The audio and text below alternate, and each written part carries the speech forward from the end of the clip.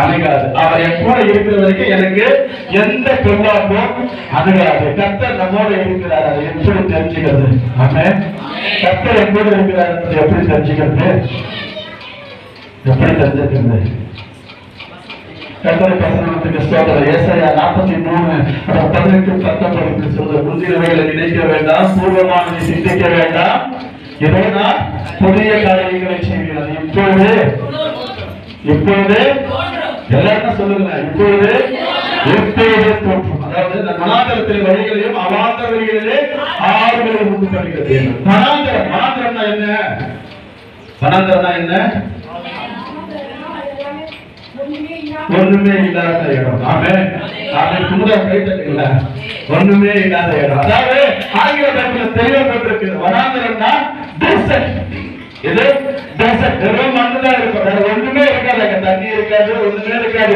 ஒரு தூரம் போலாம் தண்ணி கிடைக்கும், ஊர் வருது, ஏறி நம்ம போடுவோம். அந்த பக்கம் பார்த்தாலும் ஒண்ணும் இருக்காது, புனர்தான் இருக்கும். பெரிய மேடு இதை கடந்துட்டா அந்த பக்கம் எனக்கு ஊர் வந்துடும், ஏறி பார்ப்போம், ஒண்ணுமே இருக்காது, மண்ணுதான் இருக்கும். திரும்ப கீழே இருக்கு, திரும்ப போய் இப்படியே நடந்து வழி தெரியாத மனாந்தரத்துல சுத்திக்கிட்டே இருக்கிற கடமை.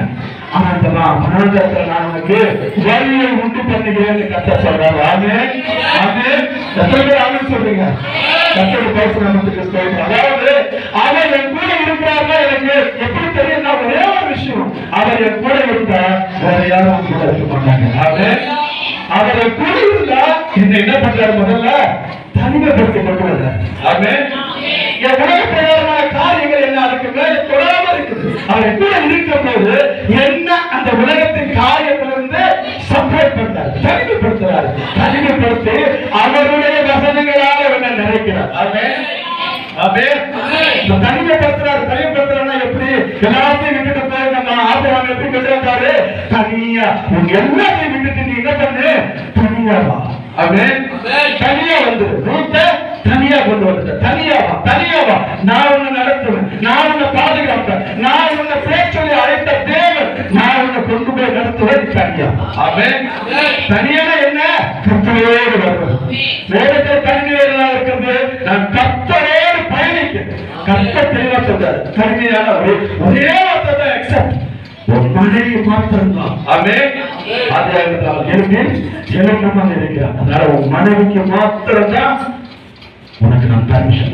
யார் மாமன் மச்சா அவரு இவரு எதுவுமே கிடையாது. நீங்க கூடி தனியா வந்து நான் பார்த்துக்கிறேன், நான் உன்னை நடத்துறேன். ஆமென்.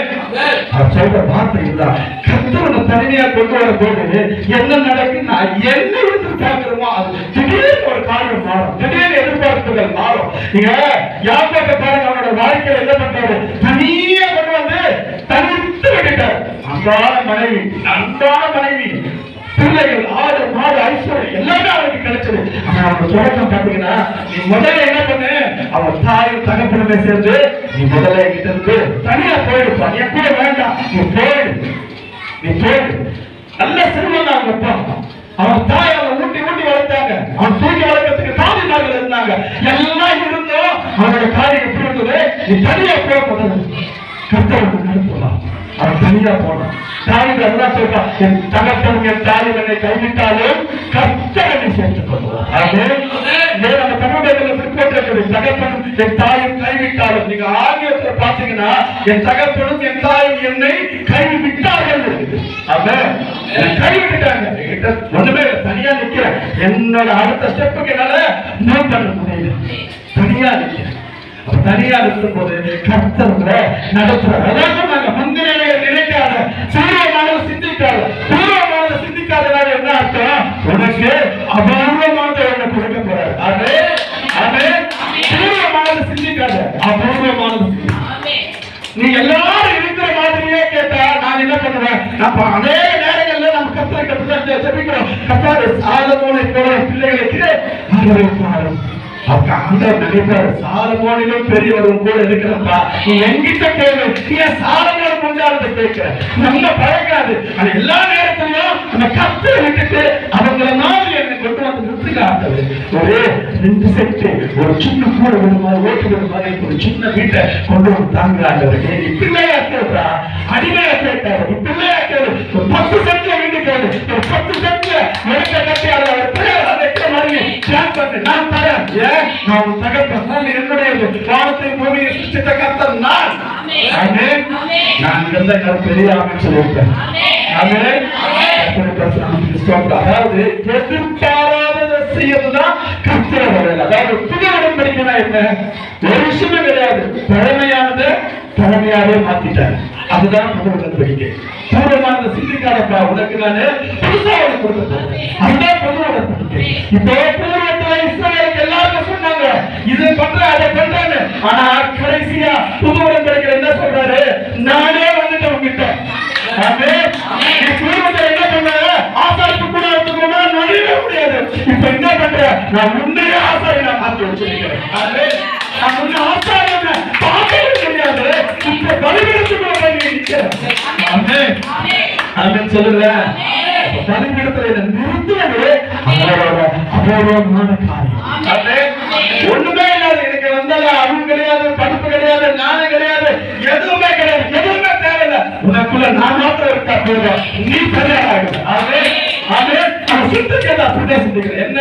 நான் என்னை சிலுவையோடு பார்த்து சிந்திக்கிறேன். ஆமென். அதாவது இப்ப நீங்க ஆதியாகமம் 30 எடுத்துங்க. அதோட 37 வசனம் வாசிங்க. ஆதியாகமம் 30 அதோட 37 வாசிங்க.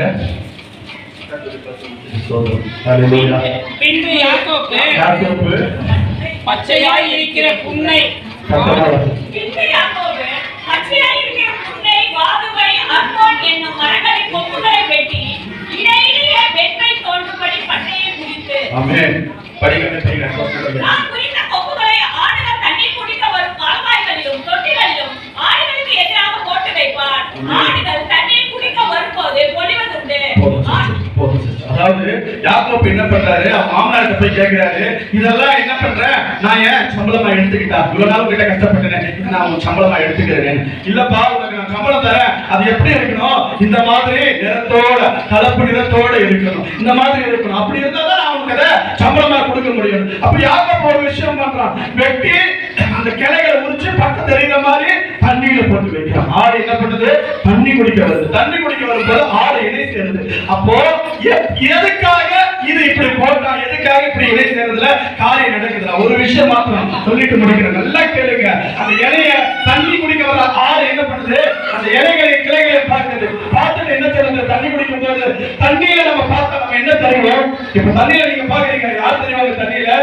நான் தான் தெரியுவேன். நான் தண்ணியை பார்க்கும்போது யார் தெரியுது? நான் தான் தெரியும். அப்ப தண்ணிக்குள்ள அந்த இலைய கிளையை இருக்கும்போது அதோட சேர்த்து பார்த்தா நான் எப்படி இருப்பேன்? புள்ளியா வரி வரியா இருக்கிற மாதிரி இருப்பேன். உண்மைதானே? அப்ப தண்ணியில நான் பார்க்கும்போது புள்ளி புள்ளியா வரி வரியா நான் இருக்கிறேன்னு நான் இருப்பேன். அது எப்படி? ஆடுக்கு புள்ளி கிடையாது, ஆடுக்கு வரி கிடையாது, அது பிளைனா இருக்குது. ஆடு பிளைனா தான் இருக்குது. ஆனா புள்ளி புள்ளியா வரி வரியா தண்ணியில தெரியுதுனால அது எப்படி தன்னை உருவாக்கப்படுது? நான் புள்ளி புள்ளியா வரி வரியா இருக்கிறேன்னு ஆடு நினைக்குது. அப்படியே போய் இணை சேருது. அப்படியே அதுக்கு குட்டியா பார்க்குது. ஆமென் சொல்லுங்க. இதுல என்ன பண்ண சொல்றது? இதே விஷயம் தான் நான் ஆடா நினைக்கிறேன். நான் சிலுவையோடு சேர்த்து என்ன பார்க்கிறேன். என் பிரச்சனை போராட்டத்தை சிலுவையில முடிச்சதை நான் பார்க்கிறேன். என் பிரச்சனை போராட்டம் எல்லாத்தையும் அவர் சிலுவையில சுண்ணத்தை தீர்த்துட்டாரு நான் பார்க்கிறேன். எனக்கு எந்த பிரச்சனையும் இல்லை. நான் அவரோடு சேர்ந்து பயணிக்கிறேன். நான் அவரோடு இருக்கிறேன். அப்போ எனக்கு என்ன நடக்குது? எல்லா பிரச்சனைகளும் மாறி இன்னைக்கு நான் சிலுவையில நானே சுமந்த மாதிரி எனக்காக அவர் சகலத்தையும் முடிச்சிருக்கிறார். அந்த சிலுவை யாருக்காக? எனக்காக. நான் சுமந்திருக்கிறேன். என்னுடைய ஆண்டவர் எனக்காக சுமந்து அந்த சிலுவையோடு என்னை ஒப்பிட்டு பார்த்து நான் இன்னைக்கு நீதிமானா, இன்னைக்கு அறிவாளியா, இன்னைக்கு பெரியவனா, இன்னைக்கு 4 பேருக்கு முன்னாடி பெரிய ஸ்தானத்துல கர்த்தர் கொண்டு போய் நிறுத்தினாரு. அப்ப பார்க்கிற பார்வை எப்படி இருக்கிறோம்? நான் சிலுவையோடு என்ன ஒப்பிட்டு பார்க்கணும். ஆமென். அப்ப இந்த தனிமை படுத்துறதுக்கு காரணமே என்ன? நீ உலகத்தோடு இல்ல, சிலுவையோடு பார். ஆமென். நீ உலகத்தோடு வேணாம், சிலுவையோடு வந்து பார். நீ ஆசீர்வதிக்கப்படுவ. ஆமென் சொல்லுங்க. ஆமென் சொல்லுங்க. ஒரு விஷயம் தாங்க, எப்பொழுதுமே நம்ம தனியா இருக்கிற தயவு செஞ்சு நினைக்காதீங்க. இஸ்ரவேலின் ஜனமான உங்களோட இருக்கிறாரு. எந்த பிரச்சனை வந்தாலும், எந்த போராட்டம் வந்தாலும் ஒரே ஒரு காரியம் தான், கர்த்தர் எனக்காக மேற்கொள்ளுவார். தடைகளை உடைக்கிறவர்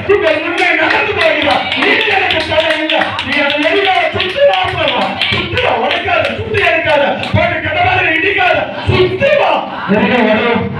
ஆமென். சுத்துவா எரிய வரும். போல நீட்டு செங்கல நழுவிடும். ஆமென். போல நீட்டு செங்கல நழுவிடும். ஒன்றுதான்